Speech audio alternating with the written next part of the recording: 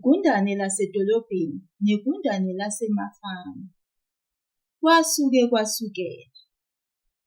Ngelinye ilanga, igundane lasedolobheni lavakashela isihlobo salo esasihlala emafamu. Ngesidlo sasebusuku, igundane lasemafamu lakhipha isigodo sakolo, izimpande kanye nembewu encane. Labe selibeka nesiphuzo samanzi abandayo etafuleni lalo elincanyana.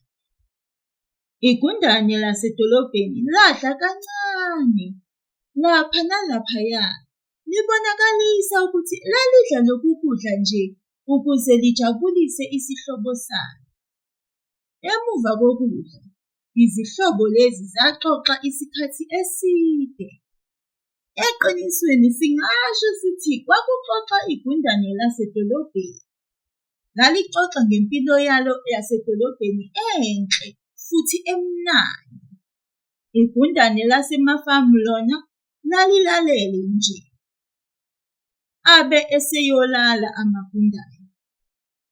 Alala ehontshi elitofozelayo futhi elithokomele. Lilele, igundane lasemafamu laliphupha liyigundane lasedolobheni.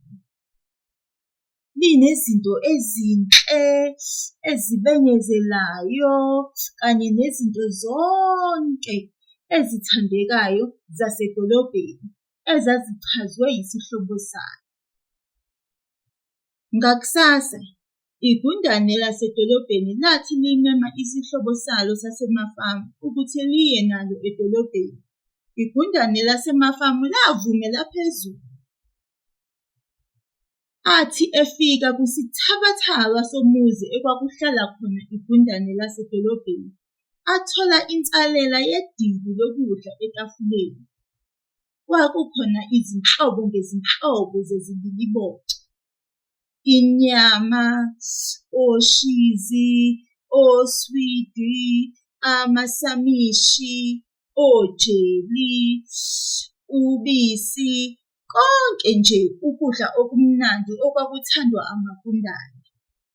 Kwathi lapho igundane lasemafamu liluma ucezu lwesamishi, lezwa ukukhala kwekati, nyawu, kanye nomsindo wezinzipho zekati ziklwebha isicaba.